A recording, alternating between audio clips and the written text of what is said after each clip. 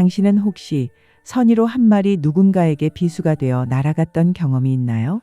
72세 김영감의 한마디는 그저 행복을 나누고 싶었을 뿐이었습니다. 하지만 그 말은 친구의 가슴에 깊은 상처를 남겼죠.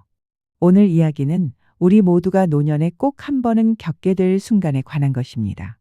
말 한마디가 관계를 무너뜨릴 수도 평생의 우정으로 만들 수도 있다는 진실 말이죠. 지금부터 들려드릴 이야기를 듣고 나면 당신은 오늘 저녁 누군가에게 걸 전화를 생각하게 될 겁니다. 이야기의 주인공은 4명의 노인입니다. 먼저 김영감, 72세, 과거 중견기업 부장 출신으로 호탕한 성격의 소유자입니다. 자녀들은 모두 출가했고 아내와 단둘이 살고 있죠. 은퇴 후에도 여전히 활발한 그는 동네 사랑방에서 사람들과 어울리기를 좋아합니다. 두 번째는 박노인, 70세. 젊은 시절 작은 자영업을 하다 은퇴했습니다. 경제적으로 넉넉하지는 않지만 소박하게 살아가고 있죠. 성품이 온화하고 남의 말을 잘 들어주는 편입니다. 세 번째는 이 여사, 68세. 자녀들이 모두 해외에 거주하여 외로움을 많이 느낍니다. 최근 손주가 해외 유학을 준비 중이라 걱정이 많습니다. 마지막은 최 선생, 75세. 과거 교사 출신으로 학식과 경험이 풍부합니다. 조용하고 사려 깊은 성격으로 주로 듣는 역할을 합니다. 따뜻한 봄날 오후였습니다. 동네 사랑방의 김영감, 박노인, 이 여사, 최 선생이 모여 앉아 차를 마시고 있었습니다. 창밖으로는 벚꽃잎이 흩날리고 분위기는 화기애애했죠. 김영감이 특유의 호탕한 웃음으로 말문을 열었습니다. 어이구, 다들 잘 지냈나? 나는 요즘 아주 그냥 살 맛이 나. 퇴직금으로 산 아파트 값이 얼마나 올랐는지 말도 마. 게다가 연금도 꼬박꼬박 나오니 우리 마누라랑 전국 여행 다니느라 바쁘다니까. 다음 달엔 제주도 한 달 살기라도 해볼까 싶어. 김영감의 얼굴에는 흐뭇한 미소가 가득했습니다. 그의 말에는 악의가 없었습니다. 그저 자신의 행복을 나누고 싶었을 뿐이었죠. 하지만 박노인의 얼굴에는 알 수 없는 그림자가 스쳤습니다. 박노인은 작은 자영업을 하다 은퇴한 터라 여유 있는 노후를 보내지 못하고 있었습니다. 그는 김영감의 말을 들으며 자신과는 너무나 다른 현실의 씁쓸함을 느꼈죠. 나는 당장 다음 달 병원비 걱정에 잠도 오지 않는데. 박노인은 아무 말 없이 찻잔만 만지작거렸습니다. 잠시 어색한 침묵이 흐른 뒤 이 여사가 겨우 한마디 거들었습니다. 아이고, 영감님은 좋으시겠어요. 저는 요즘 우리 손주 때문에 걱정이에요. 해외 유학 간다고 하는데 혼자 보내려니 영 마음이 놓이지 않아서요. 이 여사의 말을 들은 김영감은 또다시 입을 열었습니다. 이 여사님도 참. 우리 손주는 말이야. 초등학교 때부터 영어 유치원 다니더니 지금은 외국인 친구들이랑도 막 수다를 떨어. 공부도 얼마나 잘하는지 이번에 과학 경시대회에서 금상 탔지 뭔가?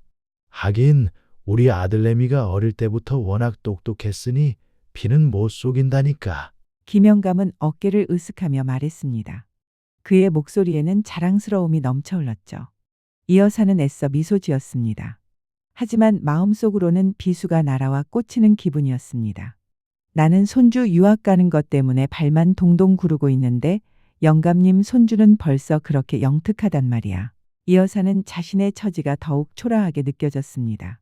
마음속에 외로움과 열등감이 스멀스멀 피어올랐죠. 최 선생은 이 모든 상황을 조용히 지켜보고 있었습니다. 그는 김영감의 말이 결코 나쁜 의도에서 나온 것이 아님을 알았습니다. 하지만 그 말들이 주변 사람들에게 어떤 영향을 미치는지도 정확히 파악하고 있었죠. 잠시 침묵이 흐른 뒤 최 선생이 입을 열었습니다. 김영감님 말씀처럼 노년에 건강하고 여유롭게 사는 것이 참 큰 복이지요. 저도 예전에는 교사 월급으로 살림살이가 넉넉하지 못했는데 지금은 그럭저럭 연금으로 불편함 없이 살아가고 있습니다. 자식들이 찾아와 주는 것만으로도 감사하고요. 문득 그런 생각이 드네요. 우리가 이렇게 모여 앉아 차 한잔 할 수 있는 것도 다 지난 세월의 은혜가 아니겠나 하고요.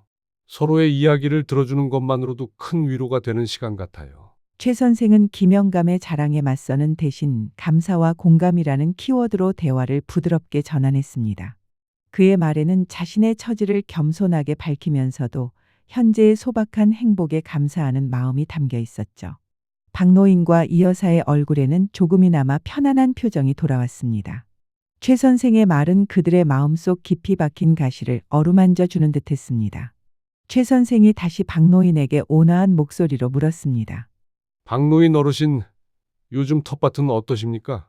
지난번에 심으신 고추는 잘 자라고 있는지 궁금합니다. 박노인은 최 선생의 따뜻한 질문에 비로소 마음을 열었습니다. 아이고, 최 선생님. 걱정해 주셔서 감사합니다. 요즘 날씨가 좋아서 고추가 아주 실하게 연글고 있습니다. 조만간 따서 나눔 좀 해야겠어요. 박노인의 얼굴에는 오랜만에 환한 미소가 피어났습니다. 이 여사에게도 최 선생이 말을 건넸습니다. 이 여사님, 손주 유학 준비 때문에 마음이 많이 쓰이시겠습니다. 혹시 제가 도울 일은 없을까요? 예전에 저도 제자들이 해외 유학 가는 것을 많이 도와줬었거든요. 이 여사는 최 선생의 진심 어린 공감에 눈가가 촉촉해졌습니다. 아이고, 최 선생님, 정말 감사합니다. 이렇게 제 마음을 알아주시니 벌써 힘이 납니다. 김영감은 가만히 그들을 바라보았습니다. 최 선생의 말이 자신의 자랑보다 훨씬 더 따뜻하고 풍요로운 대화를 만들어낸다는 것을 어렴풋이 깨달았습니다. 그는 자신의 말이 다른 사람들에게 어떤 영향을 미쳤을지 처음으로 생각해 보게 되었습니다. 같은 사랑방, 같은 시간, 같은 차 한 잔. 하지만 김영감의 말과 최 선생의 말은 완전히 다른 결과를 만들어냈습니다. 하나는 사람들의 마음에 상처를 남겼고 하나는 사람들의 마음을 어루만졌습니다. 그 차이는 무엇이었을까요? 바로 자랑과 감사, 비교와 공감의 차이였습니다. 노년에 접어들면서 김영감은 깨달았습니다. 진정한 행복은 자신이 가진 것을 자랑하는 것이 아니라 소박한 것에 감사하고 다른 사람의 마음에 공감하며 나누는 것임을. 그리고 그 깨달음은 그의 남은 노년의 삶과 인간관계를 더욱 풍요롭게 만들었습니다. 이후 김영감은 사랑방에 모일 때마다 자신의 이야기보다는 다른 이들의 이야기에 귀 기울이기 시작했습니다. 그의 입에서 감사합니다와 고생 많으셨습니다라는 말이 더 자주 흘러나왔습니다. 그러자 신기하게도 사랑방의 분위기는 더욱 온화해졌고 사람들은 김영감을 더욱 따뜻한 시선으로 바라보게 되었습니다. 벼가 익을수록 고개를 숙이듯 김영감의 노년은 더욱 깊고 단단해지고 있었습니다. 이 이야기를 듣고 계신 여러분께 묻고 싶습니다. 당신은 오늘 누군가에게 어떤 말을 건네셨나요? 그 말이 상대방의 마음에 꽃을 피웠나요? 아니면 가시를 남겼나요? 노년은 소유의 시간이 아니라 존재의 시간입니다. 무엇을 가졌느냐가 아니라 어떻게 존재하느냐가 중요한 시기이죠. 오늘 저녁 오랜만에 누군가에게 전화를 걸어보는 건 어떨까요? 자랑이 아닌 감사를, 비교가 아닌 공감을 담아서 말입니다. 요즘 어떻게 지내세요? 힘든 일은 없으세요? 제가 도와드릴 일은 없을까요? 이 한마디가 누군가의 하루를 완전히 바꿀 수 있습니다. 그리고 그 말은 결국 당신 자신의 노년도 더욱 풍요롭게 만들 것입니다. 말 한마디가 인생을 가릅니다. 오늘 하루 따뜻한 말 한마디로 누군가의 인생의 봄을 선물해 보시기 바랍니다. 노년의 인간관계를 지키는 것은 혀를 닫는 용기에서 시작됩니다.